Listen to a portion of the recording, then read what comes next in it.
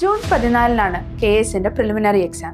മുമ്പിലുള്ളത് hardly 80 days മാത്രം. വലിയൊരു സിലബസും ഇതെങ്ങനെ കവർ ചെയ്യണം എന്നുള്ള കൺഫ്യൂഷനിലായിരിക്കും മിക്ക ആൾക്കാരും. ഇതിനു വേണ്ടി നിങ്ങൾക്ക് ചെയ്യാൻ പറ്റുന്നത് സിലബസ് കൃത്യമായി ബ്രേക്ക് ഡൗൺ ചെയ്യുക എന്നുള്ളതാണ്. ആര് പക്ഷേ ഈ സിലബസ് നിങ്ങൾക്ക് ബ്രേക്ക് ഡൗൺ ചെയ്തു തരും? തീർച്ചയായും അതിന് എക്സ്പെർട്ടീസും എക്സ്പീരിയൻസും ഉള്ള ഒരു മെന്ററിന്റെ ഗൈഡൻസ് ആവശ്യമാണ്.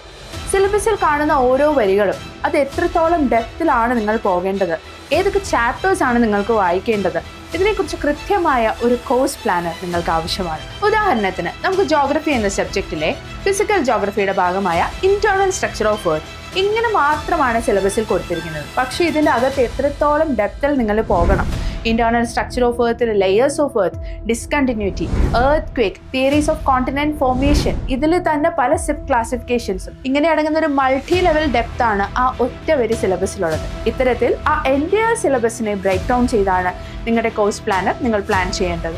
സോ അവിടെയാണ് ഒരു റൈറ്റ് കോഴ്സ് പ്ലാന്റെ ആവശ്യകത നിങ്ങൾക്കുള്ളത്.